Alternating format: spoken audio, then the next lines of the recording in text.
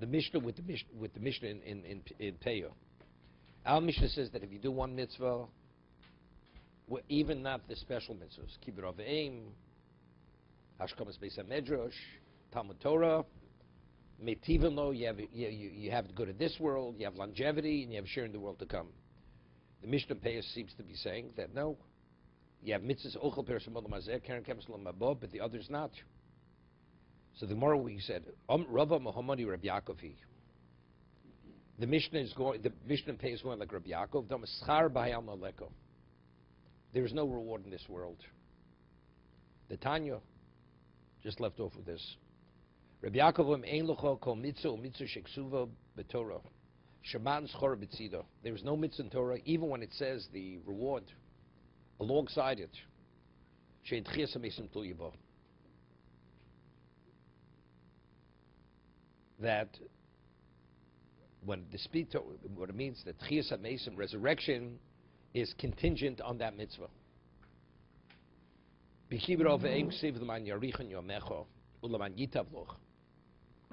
says so that you should have long days and it should be good for you. So what does that mean? Bishluch hakan ksiv, sending away the mother bird.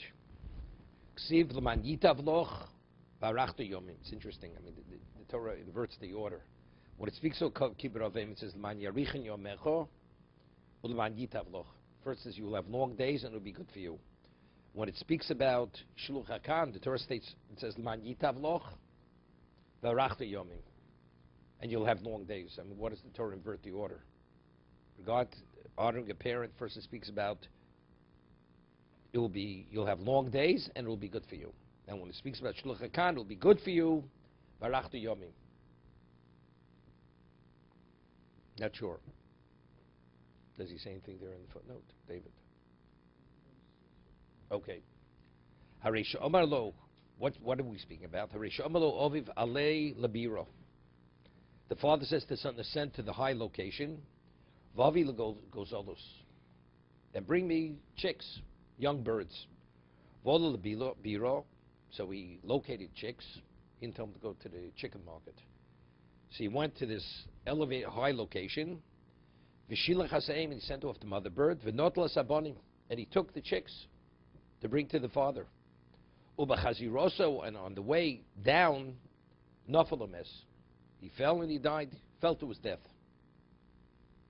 Heichan tovas yomov shelzeh, heichan arichas yomov shelzeh. Where's the goodness in his life? Where's the longevity in his life? Here we have a compounded mitzvah. We have shluch hakan and we have honoring a parent. By both it says arichas yomim laman yitav loch, and nevertheless he fell to his death. So therefore he says Elo. So Yaakov deduces from this incident, laman yitav loch leolam shekulo tov. It would be good for you in the world which is all good. Laman yarichon yomecho, and you will have long days. Your days will be extended. Leolam shekulo oruch. The world which is eternal, which is unlimited. This is Rabbi Yaakov's interpretation. Doesn't mean in the physical life, means in the spiritual world. Someone says, how does Rabbi Yaakov know? Maybe that's not what the pasuk is saying. I mean, speaking theoretically, if this would happen, how would we reconcile the pasuk? Maybe it's not meant to happen. It won't happen. No, the Gemara says no. Rabbi Yaakov Masa Chozo. Rabbi Yaakov actually witnessed it happening. So because of the fact, what he had seen, you have to reconcile the fact with the pasuk. And the only way you can reconcile is by saying that when the pasuk says "Man yitav loch" and arichas yom, doesn't mean the physical world. It means olam shekulo tov, and olam shekulo aruch is referring to the world to come. I mean, the basic principle is Sarva Onish, then why does it say specifically with this mitzvah according to Rabbi Yaakov? Why does the mitzvah? Why? But it's separate. That's separate. They're separate. They're separate. Unrelated. The question. No, No. This mitzvah The is Torah. on Because the Torah is saying, it says you should not even take a mitzvah kalot, even an ordinary mitzvah you should not take lightly. Shluch hakan, what is it? There's no investment money. It's not difficult to do. What? So that's what it's giving the two extremes. It's the easiest and most difficult mitzvah. And the Torah says arichas yomim, so we're speaking the world to come. So you see, we don't have the ability to evaluate what the innate value of a mitzvah is. Okay? Exactly. So if it means the world, all the mitzvahs get this kind of world, Yeah, but the different degrees of the world to come. and we don't know which is But whatever it is, so why did you're in the stadium. You're in the stadium. Is it the box seat or is it you're in the bleachers? That's the question. So by putting specifically these two rewards for us to overcome. Laman yitav loch. No, but this is olam shekulo tov and olam shekulo oruch. Okay. No. What it means to say, he's saying theoretically, if that would happen, how would I reconcile that theoretical incident with the pasuk? So the Gemara says maybe there's no such thing. There's no theoretical incident. It will never happen. So the Gemara says no. He actually witnessed it. That's what it's answering. So therefore, from here he concludes, Schar b'ha'olam aleko. There's no reward in this world. Because when it speaks about the world that's good, the goodness and the longevity, it's unrelated to this world. Because if Schar b'ha'olam iko, if there's reward in this world, then it would be. Maybe, now the Gemara says something very interesting. That we say that a mitzvah protects, maybe it only protects you. So protection of mitzvah, that's also schar. That's also schar. The mitzvah is protecting. Because you did the mitzvah, one of the aspects of the value is you protected. So Gemara says, V'dilma mahar ba'aveira hava. Maybe at the time that he was going to retrieve the bird or on the return, he had a mind to go do a dvar aveira. He was planning to sin. So if you hold that HaKadosh Baruch Hu mitzarf machshava or l'maseh, that HaKadosh Baruch Hu, when you have in mind to sin, although it never would come to fruition, you're already culpable, that's why he died. Maybe that's why he died. It's unrelated to what he had said. We'll discuss something in a minute. V'dil mahar ba'aveira hava. I once asked the question, I asked, there's at a bris, what is the greatest honor of a bris? Sandik. Now, why is a sandik so special? The one who holds the child, why is it so special? So it's famous. So there's a famous Rabbeinu Peretz, because it's a schooler for wealth, to become wealthy. Because he cites a medrash, that the child, the person who holds the child, is similar to the Ketores, to the incense offering in the Beis Hamikdash, and we find the Mishnah says in Yuma that how would they choose which Kohen would participate in the service, who would do this, who would do that. They would call out numbers and then they would count and they would arrive, whichever number they arrive at, he would be the one. What about if a person that came to the Ketores and a person that already participated in the Ketores previously? He wasn't included within the count because he has to give somebody else a chance to become wealthy, since the Ketores engenders wealth. So therefore they would say, Chadoshim, only the new ones, those who hadn't participated previously, they should be part of the calling out numbers, Hafisu. They should be part of, like, similarly, the lottery. The others already, they're not included. So therefore, the Sandok is that, therefore it's special. So therefore, it's cited that a person who had the Sandok once should not take it a second time, to give somebody else a chance to become wealthy. Okay? So the Noda B'Yehuda asks a question. He says, we know that the Rabbonim, firstly, they get the Sandakos more than once. But if it's the equivalent of Ketores, they should allow someone else to have the Sandakos. Secondly, he says, you ever see a Rav become wealthy? It's not wealthy. Or people who because they're a Sandak, that's the reason they become wealthy. They don't become wealthy. So aren't they wealthy? So evidently, see clearly, the Noda B'Yehuda says, it's unrelated. It's unrelated, it has nothing to do with wealth. So the Chassam Sof goes and he responds to both questions. The Mishnah says, what about if the Kohen Gadol would want to do any service multiple times? That's his right, because he's the Kohen Gadol. He's never included within the lottery system. The Kohen Gadol, anything he wants, he takes. Not Tokva Kohen. We'll send you back to 9th grade. You'll learn this of you again, Tokva Kohen. Okay? So the Kohen Gadol, that's his right. So he says, the Rav in the community is the Morad Asra. The Morad Asra is the equivalent of the Kohen Gadol. So therefore, he doesn't have to share this honor with anyone, as the Kohen Gadol doesn't have to share any honor with anybody. That's how the Chassam responds to the first question. The second question he answers is this. Factually, it does engender wealth. But let's say a person is meant to be wealthy, but simultaneously he has certain infractions that because of those sins, he deserves that he should lose his wealth. So what would you prefer? To give the man the wealth and then take it from him?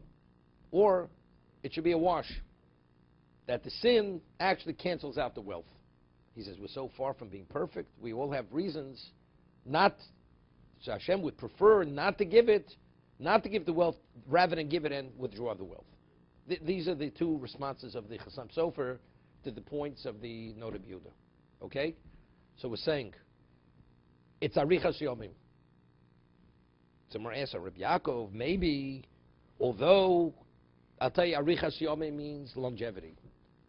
Man Yitafloch means in the material world. Doesn't mean Dolam Haba. But maybe it's Mahar Ba'Aveira.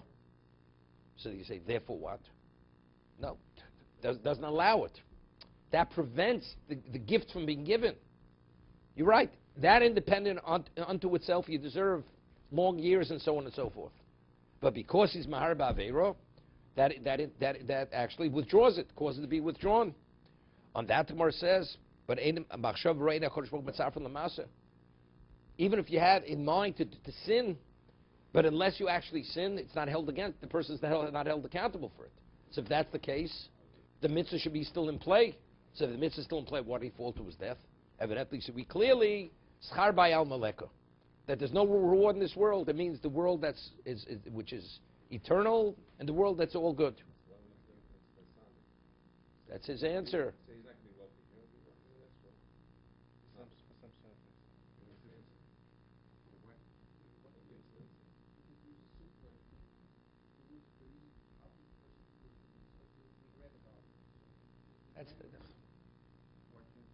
Firstly, when you ask the question, you have to explain your question. You're not explaining it. I think that we want to say that the person has an affair, not that he's thinking about it.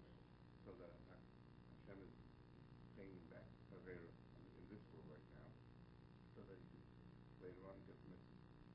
So that's why he's not getting the mitzvah. I was thinking, no, something else I was thinking. This child, is he a minor or is he an adult? It says he sent his son. If he's a minor, so regarding mitzvah, he's any mitzvah vosa, but any mitzvah vosa still has value.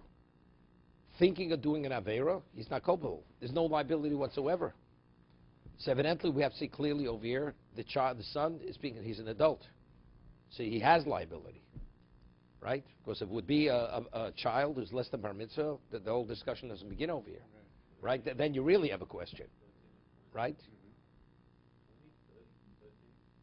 Above 13. Isn't the completion of the act when the son brings the birds to the farm? And until that is completed, he's in the midst of performing the mitzvah, and therefore he should have shema. Well, the Gemara will discuss that in a moment. Gemara will ask that. So Gemara asks, "V'dilma mahara b'avodah zorah havo?" Maybe he had some kind of thought that he's going to do idolatry, because the Gemara later is going to cite a pasuk for idolatry, that if you have in mind to do idolatry, there's already liability even before the person does the idolatry. Okay? Uchsiv quotes the pasuk, but later it's going to explain it better, more. Lamat tofos as Beis Yisrael belibam. The Beis Yisrael is already considered caught, meaning culpable, even when it's in their heart. They have in mind to do the avodah zorah, that's enough. Iu nami hochi komer. He says, Isol gedaitach sar mitzvah by almo. If you're saying factual, this is what Rabbi Yaakov is saying. If you say that doing a mitzvah provides some type of reward, so it should provide what? It should provide protection from that kind of thought. That thought should have protected him. Wait. Amai lo agin mitzvah saleh. So why did the mitzvah protect him from that thought? That thought should have never entered his mind. I'll get back to your question. Right? Okay? Here we're speaking at the time. Maybe that thought filtered into his mind. So he says, no, but if he's doing a mitzvah, the mitzvah should have protected him. And that's schar. That's called schar mitzvah. From the thought. What? It would protect him from the bad thought, even avodah zorah. No, That's in this world. And yet it didn't. Assuming you already know this, at least part of this. No, so evidently we see clearly that schar bayam leleko. So automatically, when we say arichas yomim, long years, it came in this world. That means God provides some reward in this world, or some aspect of reward in this world. So wanted to protect them from the thought. Maybe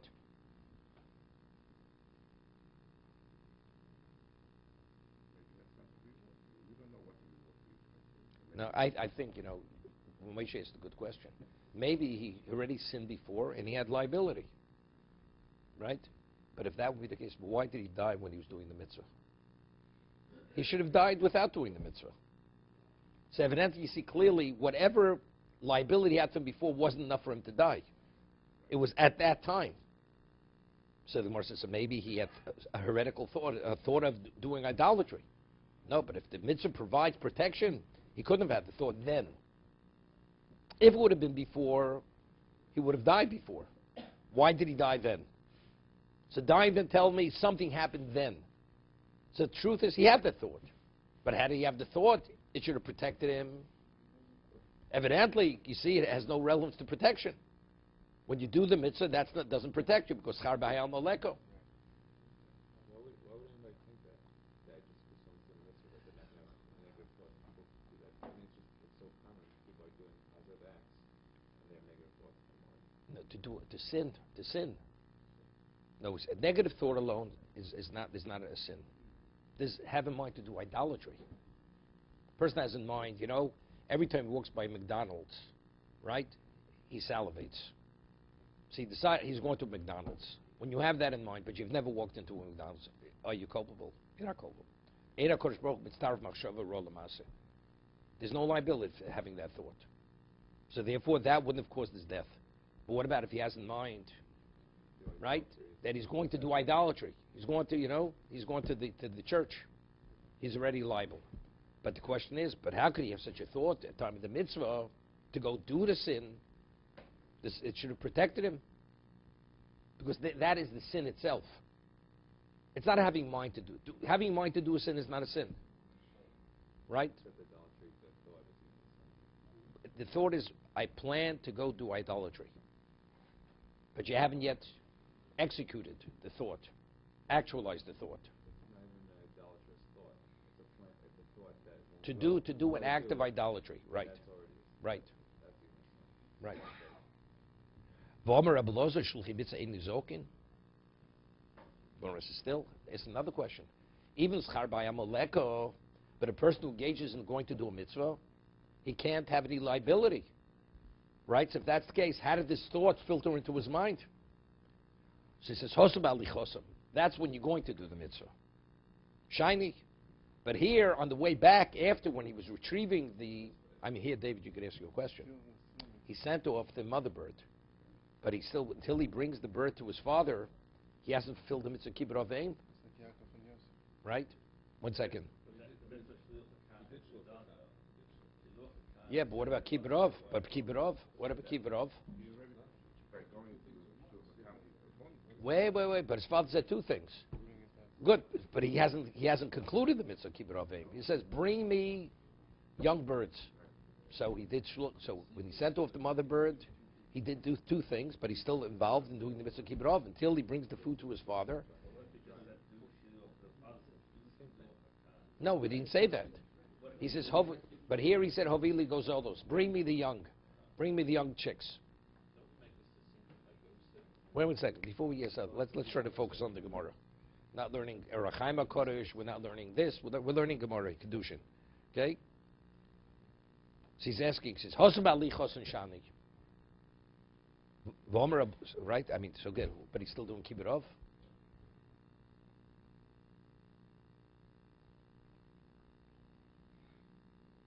So I saw some Rishonim say that what happened was, the Rishonim asked the question. I think the Tosfos Rid says that when he, of course, in the higher location, he was coming down the ladder, he took the chicks, he threw it to his father. So his father already received the chicks. So coming down the ladder, as the Gemara will say in a moment, he actually concluded the mitzvah. So therefore, since he's no longer engaged in the mitzvah, that's why he fell to his death, because he no longer had the what? Protecting him. Yeah, but the Rishonim, otherwise it's an obvious question. Until he actually concludes the mitzvah, it's not concluded. Somewhere says, not on the way and not on the return, going there, even on the return trip. It's the Gemara in Psochim. On that Gemara says, Sulam Ruah Habo. It was a shaky ladder, the Kaviyah Zeko, and it was something which it was prone to be hurt. Meaning, he put himself in a very precarious, dangerous situation. So there, for Golhech, the Kaviyah Zeko, lo samchina nisa. Shluchim and say nizoka, and that's not, God's not going to perform a miracle. Within a natural context, it'll protect you. As he say, things happen. You do a mitzvah, those things won't happen. But if something out of the ordinary not happening, something out of the ordinary will happen, or it could happen. Therefore, the mitzvah will not prevent that from happening.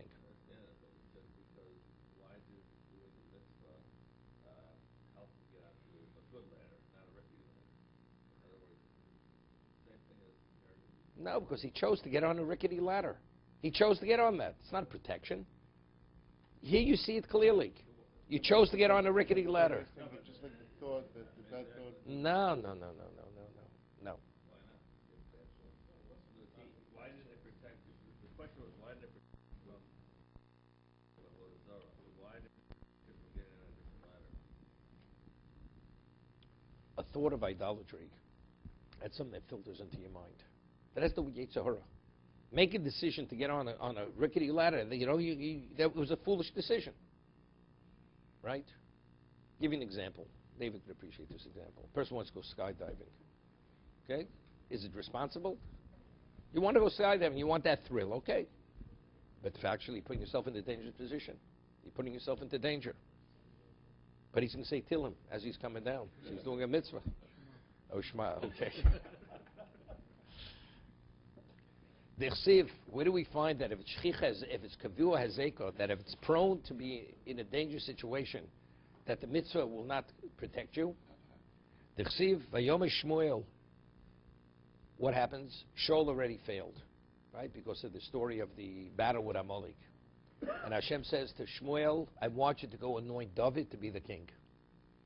So Shmuel realizes, if Shaul finds out that he's going to anoint David, Shaul may kill him. As much as Shmuel is the Navi, and he anointed Shaul to be the king, now, in his present state, he may react and he may kill Shmuel. See, and Hashem says, I want you to go anoint David. How could I go? If I go and Shaul realizes what I did, he will kill me. Understand? God is saying, go. He says, but if I do it, he finds that he may kill me. What does that mean? So the answer is, there's B'chol Nafshecha. You mean Shmuel HaNavi was the equivalent of Moshe and Aaron. He's concerned about being killed. Therefore what? So you'll be killed. If God says to do, you do. You mean Shmuel was concerned he may be killed? Where God directly tells him to go do the mitzvah, to go anoint David. Yeah, but evidently he's concerned. Yes, I mean, he's not criticized it. He's not, right?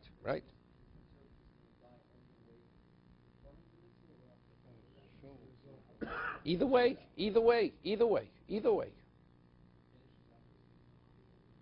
That's B'chazirosan, on the return. So from there we see that if it's Kaviyah Zeko, that if it's likely to be harmed, it's like out of the ordinary not to be harmed, the mitzvah will not protect the person. That's what the Gemara is showing from this. Yeah, but I mean, how do we understand Shmuel? So I saw someone saying that there's no question. Shmuel would be killed, and he's willing to die. God tells him he will die. But nevertheless, he only brought up the point, but factually, I will die. I'm willing to die. But why was he even concerned about him being killed? It's not he wouldn't have gone because he would be killed. He says, he was asking it, just mentioning it, that maybe he should merit protection. But why even concerned? Shluchim is saying, okay, and why even concerned?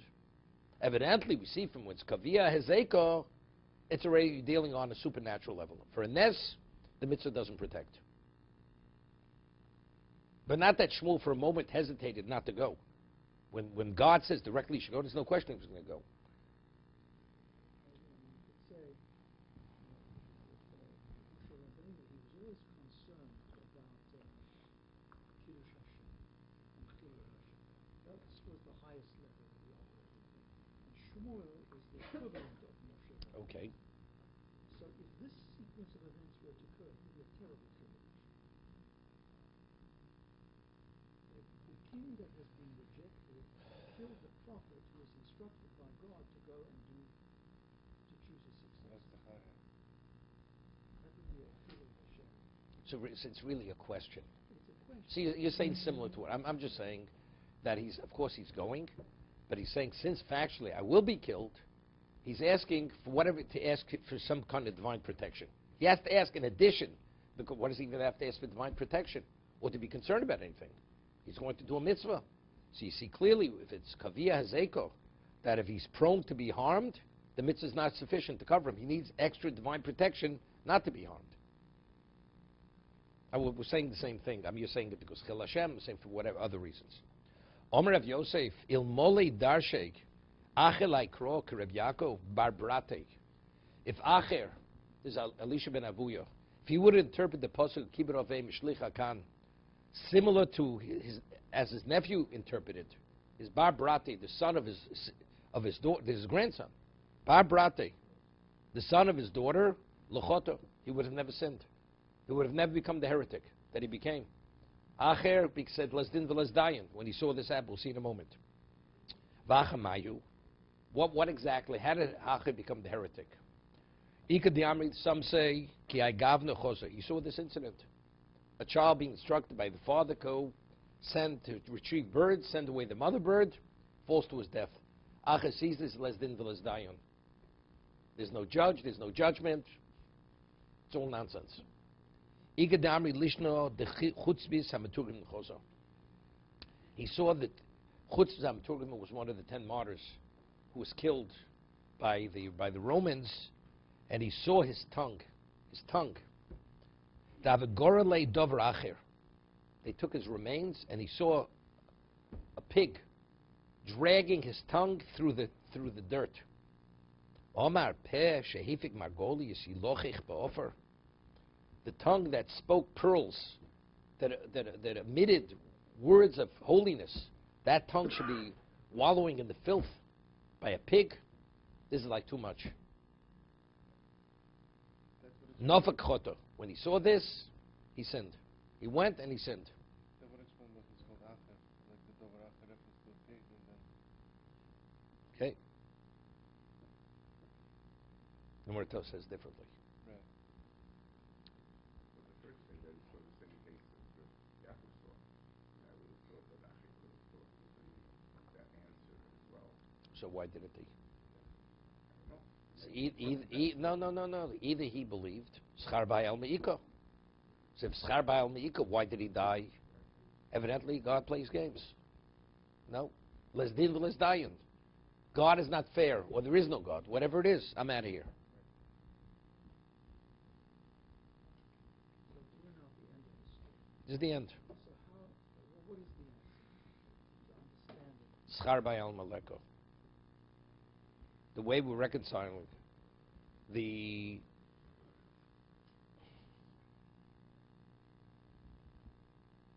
we're saying that the brisa that it says only if you do these particular mitzvos is made. It's ochel persim l'mazeh keren kemes l'mabo. That's going like Rabbi Yaakov. But our Mishnah is not going like Rabbi Yaakov. The principle of schar b'al me'iko leko. It's a question. Does God reward for any mitzvah you do in this world or not? Or it's specific, uniquely, these particular mitzvahs? That's what the Gemara is answering. So there's an argument. I mean, what the difficulty is, we're talking about this kibbur aveim. Kibbur aveim is one of the exceptions. Ochel peraseh b'lo. So if that's the case, so if the reason why it didn't protect him was because of what? But the way we're concluding that what? Shlucha mitzvah, why wasn't he protected? Because it was shchich zeko. He climbed a rickety ladder, right? See, it wasn't safe. So therefore, but if you're tzchar b'ayam li'iko, it should have protected him. I mean, in terms of shluchim mitzvah, that's not enough. But some of the reward the reward for the mitzvah should have protected him. That should have provided for what? For a miracle. That he shouldn't have died. But if you say you don't deduct from that, that's why he died. Right? That's Rabbi Yaakov's position. Right? The Gemara is talking about two different things. The two things. The schar b'ayam iko leko. Does one receive reward for a mitzvah in this world? Then it's a separate concept. When you engage in a mitzvah, you're protected by the mitzvah. Two separate things. So Gemara says, even if you're schar b'ayam leko, there is no reward in this world, the mitzvah should have protected him. And that the Gemara says, but if you're in a state of danger, the mitzvah is not enough to protect the person, because that's providing a miracle. But if you say God provides reward in this world for the mitzvah, God would have taken some of that reward and performed the miracle on his behalf. Why didn't he? The answer is because God doesn't provide reward in this world. Okay? That's what the Gemara said. But I'm asking, how we're saying, the Mishnah in Peyu says, for these particular mitzvahs, but any other mitzvah not. So the Mishnah is not going like Rabbi Yaakov, right? That's what the Gemara is saying. This boy, this young man who went to retrieve the chicks, he was going on behalf of his father. So kibbut aveim is one of the mitzvahs. Ochel parasim l'mazeh. So why the parosayim, that should have protected him. So why did he fall to his death? And what's the Gemara's answer? Even after everything's said and done, but this is one of the exceptions. So therefore, maybe arichas yomim means what? It means in this world. Maybe that's the parosayim. Right? No, so I'm asking on the Gemara's answer. So how do we how do we reconcile this? Even if it's going like Rabbi Yaakov, it's still difficult. Of course, the incident itself was kibbut aveim, right? The father instructed him. Maybe the kibbut aveim ended when he did shul kana wasn't coming back. That was the kibbut aveim. But he's still ochel perosayim. But you still eat the Yusuf frucht in this world. The reward that continues beyond, not the actual mitzvah. When we say yochel perosayim b'lamazeh, you have the Yusuf frucht in this world to what? What does that mean?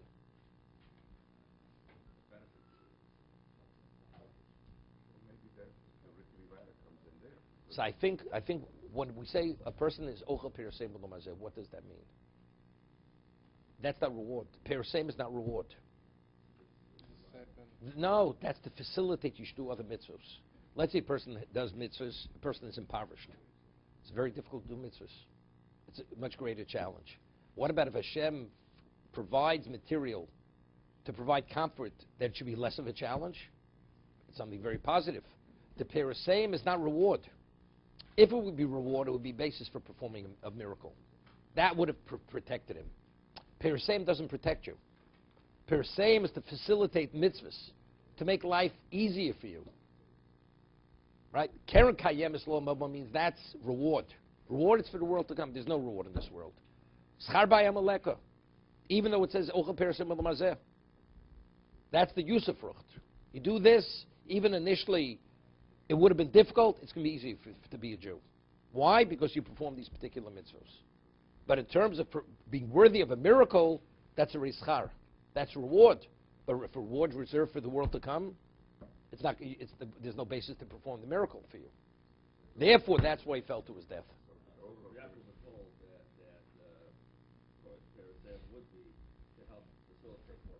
But not to perform a miracle, because it's not a reward. If it's a reward would perform a miracle, right? I prefer to use that. You should perform a miracle on my behalf. God said it's not up to you what you would prefer. Reward is reserved for the world to come. So only these few mitzvahs get The parasayim. Correct. All the other mitzvahs don't. No, so that but the Mishnah argues because it's meitivin. It says you do any mitzvah, it's meitivin. Whatever the word meitivin means, whether it's reward, whether it's facilitating, whatever it may be. So the Gemara says there's an argument. Rabbi Yaakov argues with our Mishnah. Why is it difficult? Why is it difficult? You said that if one is performing a mitzvah, there's a degree of protection. Right? Okay, so here you have to come on to another thing Correct? Therefore, it doesn't provide that protection. Okay? So what now would provide protection? A miracle. For a miracle, you have to do a withdrawal on reward. But if you can make a withdrawal for that, so then the person is going to fall to his death, because the only thing that's going to save him is miracle. There's no miracles. If God doesn't want, but I have the means to perform the miracle. God says the means is not available. Therefore, the miracle is not going to be performed. He has completed the mitzvah of Shluch HaKam, but he has not performed the mitzvah of Kibbutz. No, we say he threw the chicks to his father. The mitzvah is completed. He did the mitzvah. He did the mitzvah of Shluch HaKam. You say that as well. That, of course, we have to. That we have to say. You have to say that as well. Right. Now where's the reward for the Kibbutz? So that's reserved for the world to come. It's not in this world. It's not in this world. So we ask, what about Perusayim? What about the Yusufrucht? What about that shit? Yusufrucht has nothing. That's not reward. So if that's not reward, it's not a basis to perform the miracle. But who's to say that maybe it's a more mitzvah? So a miracle is good, but give it to him so that he can perform more mitzvahs. Why It's can't two separate things. Two separate things. It's two separate things. So we're stopping at a miracle. To perform a miracle, that's what? Perform a miracle, that you need reward. That's reward. That's reward. The more next page, which you probably learned already, right? You did preparation. Mora says that one Amora was so special, and the man wanted to take out all his merchandise from the house before it collapsed. So he invited him into the house, the special tzaddik. He spoke of learning with him. After they actually emptied the warehouse, then he realized that he was used to prevent the house from collapsing. He was upset. He says, you know something? They may deduct from my account to perform that miracle. It was a miracle on my behalf. To be continued.